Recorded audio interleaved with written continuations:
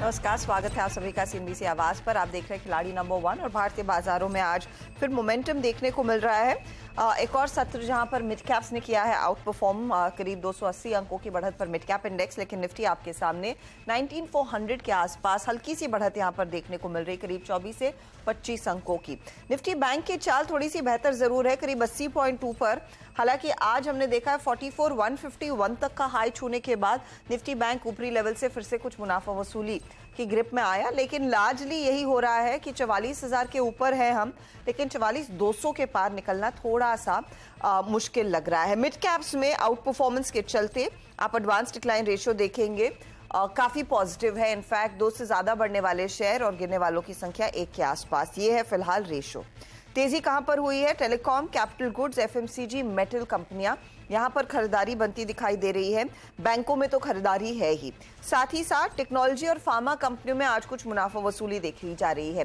तो take counters में आप देखिएगा, इन्फोसिस, टीसीएस में कुछ मुनाफा वसूली का प्रेशर बनता दिखाई दिया है। वहीं लूजिंग एंड पर टाइटन और सिप्ला है, लेकिन तेजी में एक बड़ी भागीदारी आज आईटीसी की है। इसके साथ एलएनटी, एचडीएफसी लाइफ और बजाज फाइनेंस, ये कुछ स्टॉक्स हैं जो दरअसल निफ्टी को सपोर्ट कर रहे हैं। ऐसे में हमारे जानकारों की क्या रणनीति रहेगी उस पर बातचीत करेंगे, लेकिन पहले उनके कल तक के रिटर्न्स आपकी स्क्रीन पर लेकर आते हैं। ध्यान रहे, मैदान में है समित चौहान, पंकज रांदड़ और रूपक डे। रिटर्न्स आपके सामने। समित 4.5% के रिटर्न्स पर बैठे हैं, पंकज ने करीब 1.4% के रिटर्न्स कमाए, रूपक -1.3% के रिटर्न्स पर है। अंडरलाइंग स्ट्रेंथ इस मार्केट में है और मिड कैप्स कर रहे हैं आउट परफॉर्म। ऐसे में गुड मॉर्निंग जेंटलमैन, रूपक आपकी अप्रोच आज के लिए क्या रहेगी?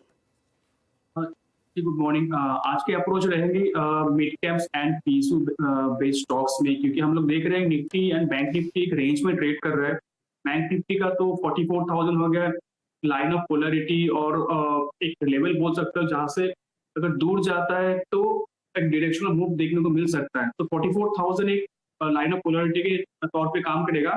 तो हम लोग, मेरा जो व्यू रहेगा, मेरा जो स्ट्रैटेजी रहेगा, वो mainly PSU based and mid cap based रहेगा। ओके, तो पीएसयू बैंक्स और मिड कैप्स पर फोकस रूपक का। पंकज, आपकी अप्रोच, कोई खास सेक्टर आइडेंटिफाई हुआ है आज के लिए? हर्षिता जी एंड गुड मॉर्निंग ऑल। मेरा गेमिंग और आईटी स्टॉक्स के ऊपर ध्यान रहेगा मैम। एंड बैंकिंग थोड़ा सा वीक ही लग रहा है, कोई स्ट्रेंथ जो है वो इतनी प्रॉमिसिंग स्ट्रेंथ नहीं लग रही है, तो बैंकिंग में थोड़ा अवॉइड करना चाहूंगा। निफ्टी और बाकी सारे इसमें थोड़ा स्टॉक स्पेसिफिक मूवमेंट रहने की आसार ज्यादा है। गेमिंग और आईटी में थोड़ा सा ध्यान लगा हुआ है मैम। ओके, तो गेमिंग और आईटी पर नजरें हैं। समित, आपकी अप्रोच क्या रहेगी इस तरह के मार्केट में? कोई खास सेक्टर या स्टॉक्स की तो बात करेंगे, लेकिन सेक्टोरली? Good morning Harshada. देखिए, कल भी जैसे ओपनिंग रिमार्क्स में बताया कि हमारा बायस पॉजिटिव है, और जब भी ये लोअर एंड के आसपास आएगा, जो 19,300 19,250 का रेंज है, वहां पे हम बाइंग ट्रैक्शन देखेंगे। जो स्टॉक बीटन डाउन है, अच्छे सपोर्ट के आसपास है, उनमें हमें खरीदारी दिखेगी। तो यही बायस है, एक रेंज में है, और रेंज में भी ओवरऑल क्योंकि अंडरटोन बुलिश है, और मार्केट में जो रिट्रेसमेंट है वो कंप्लीट होने की कंफर्मेशन तभी आएगी जब हम रेंज ब्रेकआउट 19,600 650 के ऊपर देखेंगे। बट उसके लिए हमें फ्रेश बाइंग लगेगी। कल हमने जो भी रिकवरी देखी है वो शॉर्ट कवरिंग, थोड़ी बहुत शॉर्ट कवरिंग के चलते ही हमने रिकवरी देखी है मार्केट में। बट जब फ्रेश खरीदारी एफआईएस की तरफ से हम आते हुए देखेंगे तो ही हमें ये रेंज ब्रेकआउट दिखेगा। बट फिलहाल तो मिड कैप, क्योंकि mid cap all time high पे ट्रेड हो रहा है। इंडिविजुअल स्टॉक्स में कल से हमने अच्छे खासे ट्रैक्शन देखे हैं, तो यस, मिड कैप स्टॉक्स पे ही हमारा अभी भी रुझान रहेगा, और उस पर ही फोकस करेंगे, क्योंकि जो परसेंटेज वाइज रिटर्न्स है आपको उनमें ही ज्यादा मिलेंगे। और इंडाइसेस पर से हमें लगता है कि जो बायस है पॉजिटिव रखना है, सपोर्ट्स पे आता है तो डेफिनेटली आपको एक बाइंग पोजीशंस इंडाइसेस में भी लेनी है। ओके, तो ये फिलहाल व्यू रफली इंडाइसिस पर और अप्रोच पर, लेकिन फटाफट से वो ट्रेड्स आपके सामने पेश कर देते हैं जहां पर सबसे ज्यादा रिटर्न्स हमारे जानकारों ने कल और आज के बीच कमाए हैं। तो समित का एमआरपीएल 3% के रिटर्न्स देकर गया, पंकज का स्वॉन एनर्जी करीब 3% के रिटर्न्स देकर गया, और रूपक का फर्स्ट सोर्स करीब 1.5% के रिटर्न्स देकर गया है। चलिए अब एक एक करके इनका पोर्टफोलियो देखते हैं क्या कैरी किया और यहाँ से आगे नया क्या जोड़ेंगे। रूपक डे का पोर्टफोलियो पहले लेकर आते हैं। तो इंडियन बैंक ये दरअसल होल्ड कर रहे हैं, और फर्स्ट सोर्स में भी पोजीशन इनकी अभी भी तेजी वाली बनी हुई है। रूपक, नया ट्रेड क्या है? मेरा नया ट्रेड सरकारी क्षेत्रों में रहेगा। जीआईसी आरई स्टॉक ने एक कंसोलिडेशन ब्रेकआउट दिया और क्रिटिकल मूविंग एवरेज के ऊपर ट्रेड कर रहे हैं कॉन्फिडेंटली, और आरएसआई भी इंडिकेट कर रहे हैं कि पॉजिटिव मोमेंटम रहेगा स्टॉक में। तो मेरे ख्याल से स्टॉक ऊपर में 240 तक जा सकता है, तो टारगेट 240 का रहेगा। नीचे स्टॉप लॉस मेंटेन करना होगा 208 पे। तो 208 का स्टॉप लॉस, और जीआईसी में दरअसल तेजी की पोजीशन 240 के टारगेट के लिए एक मौका। आज वैसे भी आपने गौर किया होगा इंश्योरेंस से जुड़ी हुई कंपनियों में एक अच्छी तेजी बनी है। दिग्गजों में एचडीएफसी लाइफ, एसबीआई लाइफ जैसे ट्रेड्स हैं, फिर जीआईसीआरई जैसे काउंटर्स में भी हमने देखा इंटरेस्ट है, खरीदारी की पोजीशन, इसीलिए रूपक ले रहे हैं 240 का टारगेट, 208 का स्टॉप लॉस। चलिए अब पंकज का पोर्टफोलियो देखते हैं। तो हिंडाल्को एक ये ट्रेड है जो ये होल्ड कर रहे हैं, वरना स्वॉन एनर्जी में कुछ देर पहले 289 पर प्रॉफिट बांध लिया, और पूनावाला, ग्रेफाइट, तमिलनाडु मर्केंटाइल, इन सब में कल पोजीशन काट ली थी। आज के लिए नया ट्रेड पंकज? हर्षदा जी, अभी आपने जिक्र किया है कि जीआईसीआरई वॉल्यूम एक्टिविटी काफी अच्छी है। पिछले 10 दिन के वॉल्यूम्स को इसने अच्छे खासे से बीट कर दिया है, और 219 के करीब करीब ये स्टॉक अभी चल रहा है। फ्रेश ब्रेकआउट दे दिया है। मुझे लगता है कि यहाँ से ये स्टॉक 245 तक की छलांग मारने के लिए रेडी है with the stop loss of 210। GIC Re Pankaj रूपक ने ले लिया है, उनका टारगेट 240 का, 208 का, तो आपको कुछ और आइडेंटिफाई करना पड़ेगा। इत्तेफाक ही हुआ कि आपने भी वही स्टॉक चुना है।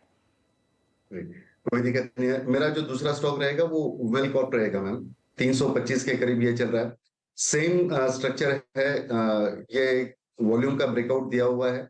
वेलकॉर्प कॉर्पोरेशन, ओके, यस, वेल्समन कॉर्पोरेशन 324-325 की रेंज में चल रहा है। 310 रुपए के स्टॉप लॉस के साथ में इसको प्ले करना है 360 के टारगेट के लिए, 60 के टारगेट के लिए, और 310 का स्टॉप लॉस रहेगा। वेल्सपन कॉर्पोरेशन 2% तक के गेन्स, वॉल्यूम एक्शन देखने को मिला है, और इत्तेफाक से रूपक ने जो जीआईसीआरई पिक किया वही पंकज की भी पसंद थी। तो दो जानकार जिस पर जो इस स्टॉक को लेकर काफी बुलिश है। चलिए अब समित का पोर्टफोलियो आपकी स्क्रीन पर लेकर आते हैं। समित ने अनुपम रसायन कल दिया था, वो अभी भी होल्ड कर रहे हैं। आज सुबह में एमआरपीएल के ट्रेड में प्रॉफिट बांधा 92 पर। प्राज इंडस्ट्री का भी ट्रेड दरअसल इनका बना हुआ है। बताइए नया ट्रेड क्या जोड़ेंगे आप समित?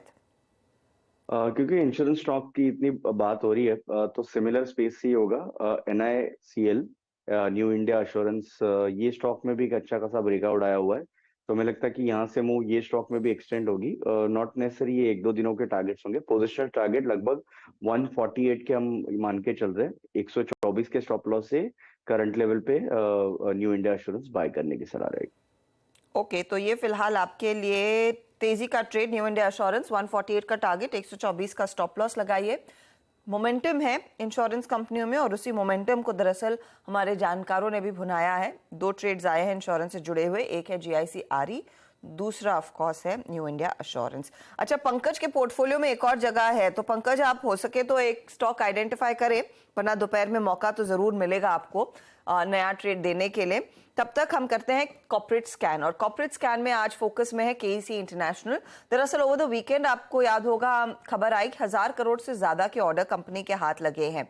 ये ऑर्डर सिविल सेक्टर से है, टीएनडी और केबल सेगमेंट में भी मिले हैं, जिसमें एक मल्टी स्पेशलिटी हॉस्पिटल का निर्माण भी कंपनी करती हुई दिखाई देगी।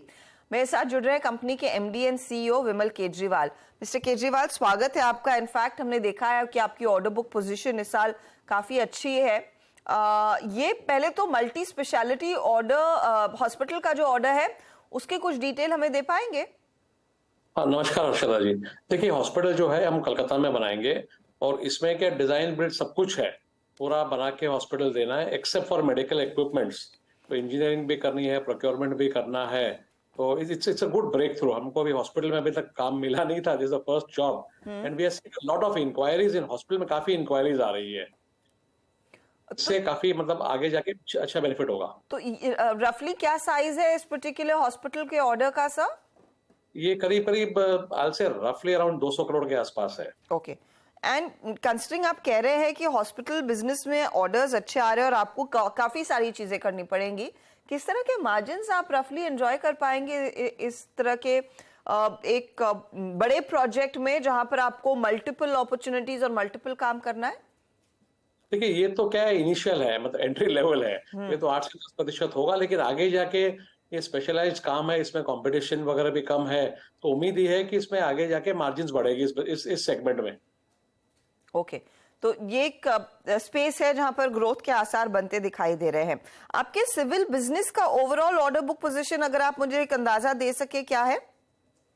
तो अप्रोक्सीमेटली 11 से 12 हजार करोड़ के बीच में है सिविल का इस साल का अभी तक का ऑर्डर जो है, ऑर्डर बुक है। और यहाँ पर कितने ऑर्डर्स फिर इसी साल आप डिलीवर कर पाएंगे, या फिर कितने लॉन्ग जेस्टेशन पीरियड के ऑर्डर्स है इसमें से? देखिए मैं आपको एक अलग तरीके से बताता हूँ। लास्ट ईयर हमने करीब 3,500 करोड़ का रेवेन्यू किया था सिविल में, विच वाज अराउंड 70% ग्रोथ। इस साल का हमारा रेवेन्यू टारगेट करीब 5,000 करोड़ के आसपास है, 5,000 से जरा सा ऊपर ही है। तो अराउंड 50% ग्रोथ, तो मतलब इसमें से आप ये देखिए 5,000 करोड़ के आसपास के ऑर्डर हमारे एग्जीक्यूट हो जाएंगे इस साल में। Okay, and what about the टी&डी बिजनेस सर? टी&डी is actually doing very well, मतलब बोथ इंडिया एंड इंटरनेशनल। आज भी जो हमने इस ऑर्डर की बात कर रहे हैं उसमें करीब करीब 750 करोड़ का एक बड़ा सऊदी का ऑर्डर है। तो और भी ऑर्डर्स आ रहे हैं, प्लस जो हमारे L1 पोजीशन है 5,000 करोड़ की, उसमें भी काफी हद तक टी&डी ज्यादा है। तो इंडिया में काफी, मतलब भारत में देखिए आप, रिन्यूएबल के पीछे बहुत सारा काम आ रहा है टी&डी का। मिडिल ईस्ट में आ रहा है, यूनाइटेड स्टेट्स वगैरह में आ रहा है। तो टी&डी is doing actually very well after long time. तो 3-4 साल के बाद हम देख रहे हैं कि टी&डी में पिकअप हो रहा है। इनफैक्ट टी&डी स्पेस में आप कितनी और विजिबिलिटी देखते हैं रेवेन्यू बढ़ने की, प्रॉफिटेबिलिटी बढ़ने की, केजरीवाल साहब, specially in the Indian market? क्योंकि आए दिन हम नोटिस कर रहे हैं, चाहे वो पावर ग्रिड हो, एनटीपीसी हो, टाटा पावर जैसे प्लेयर्स, सब अपनी ऑर्डर बुक्स और एडिशनल ऑर्डर विंस की घोषणा करते रहते हैं। इस स्पेस में अच्छा खासा इंटरेस्ट देखने को मिला जरूर है। And most importantly power demand का जो डेटा अब तक आया, एटलीस्ट H1 के लिए बहुत स्ट्रॉन्ग है, H2 में और भी बेहतर होने के आसार हैं। ये कितनी विजिबिलिटी देता है आपके लिए इस बिजनेस में और ग्रोथ और रेवेन्यू बढ़ाने की? देखिए आज की तारीख में अगर आप टेंडर पाइपलाइन देखें तो करीब 25-30 हजार करोड़ के आसपास की टेंडर पाइपलाइन है फॉर टी&डी इन इंडिया। ओके, इसके अलावा जो होगा कि आपके पास, सिंस रिन्यूअल में बहुत फोर्स है, तो सोलर वगैरह, विंड वगैरह, उनमें भी काम आएगा, जो सोलर हम अलग से करते हैं। पर अगर कमिंग बैक टू टी&डी, 25,000 करोड़ अगर आप पकड़े तो करीब करीब 15 से 20% हमारा शेयर रहता है उसमें अंदर। तो 5-6 हजार 7 हजार करोड़ के ऑर्डर इनटेक इस साल में डेफिनेटली आने चाहिए। 5 से 6 हजार करोड़ के ऑर्डर इनटेक्स देखने को मिलेंगे। And that is only for the India business या फिर ओवरऑल ग्लोबली भी? That is for the India business. And the middle east business? देखिए हमारा ऑर्डर इनटेक का टारगेट करीब 25,000 करोड़ का है overall for the company, and टी&डी typically would be around half of it. तो 11-12 हजार करोड़, 13 हजार एग्जैक्ट नंबर है, मतलब 10 हजार से ऊपर जो है हमारा टी&डी का ऑर्डर इनटेक आएगा। तो 5-6 हजार इंडिया से आएगा, 5-6 हजार बाहर से आएगा, उस तरह से रहेगा नंबर्स। ओके सर, रेलवेज में भी हमने देखा था, स्पेशली जो आपने लास्ट क्वार्टर में मेंशन किया था, इजाफा बनता दिखाई दिया। अब रेलवेज को भी सरकार काफी बड़े फ्रंट पर दरअसल पुश कर रही है, वहां पर और एक्सपेंशन आ रहा है और इन्वेस्टमेंट आ रहा है। कंसिडरिंग द इंटरेस्ट गवर्नमेंट की तरफ से आया है और जो वहां पर इन्वेस्टमेंट आने वाला है, उसका कितना हिस्सा आप लोगों के हाथ लग सकता है? ये कितनी बड़ी अपॉर्चुनिटी रहेगी FY24 में आपके लिए? देखिए अनफॉर्चुनेटली रेलवे में हमारे यहाँ, एटलीस्ट मेरे यहाँ, तो बहुत ज्यादा ग्रोथ नहीं आ रहा है। इनफैक्ट सारे बड़े प्लेयर्स को अगर आप देखेंगे तो मेजर ग्रोथ रेलवेज में अभी आ नहीं रहा था, क्योंकि इंफ्रास्ट्रक्चर और वगैरह पे स्पेंड थोड़ा कम हो रहा था। अब गवर्नमेंट ने फोकस किया है कि इंफ्रा करेंगे। अभी पिछले हफ्ते में हमने देखा गति शक्ति में 33,000 करोड़ या कितने का उन्होंने नए रेलवे लाइंस का अनाउंसमेंट किया है जी। तो 3-4 महीने लगते हैं उसको क्या टेंडर में कन्वर्ट होके ऑर्डर वगैरह आने में। तो मेरे हिसाब से Q4 के आसपास या मे बी Q3 के एंड में, सिंस इलेक्शन आ रहे हैं तो थोड़ा जल्दी हो जाएगा, may be around Q3 and और Q4 स्टार्ट वी विल सी काफी सारे ऑर्डर्स आने चाहिए। तो मेरे हिसाब से नेक्स्ट ईयर में FY25 में we will see a significant ramp up in railway revenue. आज की तारीख में तो नहीं दिख रहा है, अभी बहुत ज्यादा ऑर्डर नहीं है। दूसरा क्या हो गया कि रेलवेज में अभी काफी सारा बिजनेस जो है उन्होंने डिविजन्स में बांट दिया है, जैसे नॉर्थ रेलवे कर रहा है, सेंट्रल रेलवे कर रहा है, ये कर रहा है ना। तो वहां पे क्या हो रहा है कि local players are much stronger than national players. काफी बिजनेस लोकल कंपनीज को जा रहा था। अब देखिए बड़ा काम आएंगे तो ऑब्वियसली बड़ी कंपनियां काम करेगी ज्यादा। तो उम्मीद ये है कि Q3 एंड Q4 से बिजनेस पिकअप होगा। ओके, थर्ड क्वार्टर ऑनवर्ड्स कुछ पिकअप आता हुआ दिखाई दे सकता है। सर फाइनली मैं आपके केबल बिजनेस पर एक आउटलुक चाहूंगी, क्योंकि वहां पर थोड़ा सा रेवेन्यू ग्रोथ प्रेशर में था। Any visibility of a turn around, उधर कुछ पिकअप देखने को मिल सकता है क्या सेकंड थर्ड क्वार्टर ऑनवर्ड्स? देखिए, रेवेन्यू ग्रोथ प्रेशर में इसलिए था कि बेसिकली मेटल के दाम कम हो गए थे। Physically we have done, I think, I don't have the exam, I think 8-10% हमने ज्यादा किया था फिजिकली, बट बिकॉज कॉपर और एल्यूमिनियम के दाम कम हो गए उसका इम्पैक्ट पड़ा था। अभी हम कुछ काम कर रहे हैं, हमने कुछ बैकवर्ड इंटीग्रेशन भी किया है, पीवीसी प्लांट भी शुरू किया है, तो उसका इम्पैक्ट दिखेगा अभी। इस साल में हो सकता है 5-7% का ग्रोथ हो, बट अगले साल में वी आर एक्सपेक्टिंग कि 10 से 15% ग्रोथ होना चाहिए केबल में। 10 से 15% की ग्रोथ देखने को मिलेगी। Q1 में ज्यादा कुछ डिलीवर नहीं किया, लेकिन ओवर द ईयर इस साल के अंत तक बेहतरी देखी जाएगी। बहुत बहुत शुक्रिया आप केजरीवाल साहब हमारे लिए समय निकालने के लिए। It's always a pleasure speaking to you sir. तो दो थ्रस्ट एरियाज कंपनी के, एक तो T&D बिजनेस में बहुत बढ़िया काम हो रहा है, जैसे कंपनी एक्सपेक्ट कर रही है कि भारत के ऑर्डर्स और साथ ही साथ इंटरनेशनल फ्रंट पर सऊदी से कई सारे ऑर्डर्स आते हुए दिखाई देंगे, और सिविल सेक्टर में भी अच्छा खासा ग्रोथ। इनफैक्ट सिविल में रेवेन्यू टारगेट 5,000 करोड़ का है, और वो ड्राइव करेगा बिजनेस के ओवरऑल अर्निंग्स को। 656 के आसपास वो स्टॉक ट्रेड करता हुआ। चलिए इस मोड पर लेंगे एक ब्रेक के बाद देखते हैं पंकज ने कुछ आइडेंटिफाई किया है या नहीं, वरना ऑफ कोर्स एक रिकैप पोर्टफोलियो का तो लेकर आएंगे ही।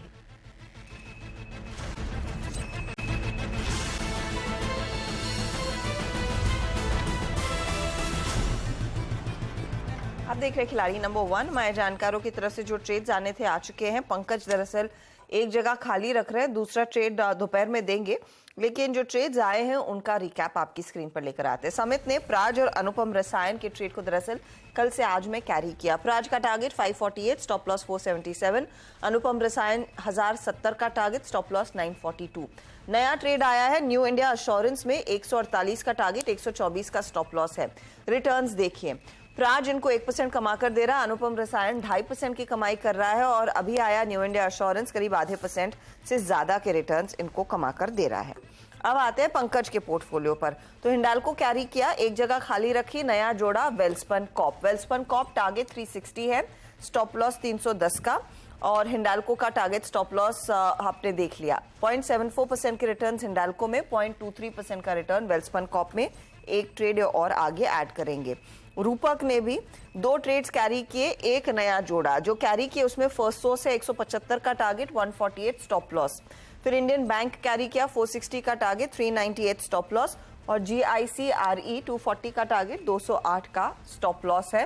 रिटर्न्स देखिएगा तो इंडियन बैंक ड्रैग कर रहा है, लेकिन 1.5% की कमाई फर्स्ट सोर्स करके दे रहा है, और 1.1% तक के रिटर्न्स GICRE भी इनको एंजॉय करके दे रहा है। अब ओवरऑल रिटर्न्स की सिचुएशन आपकी स्क्रीन पर आ रही है।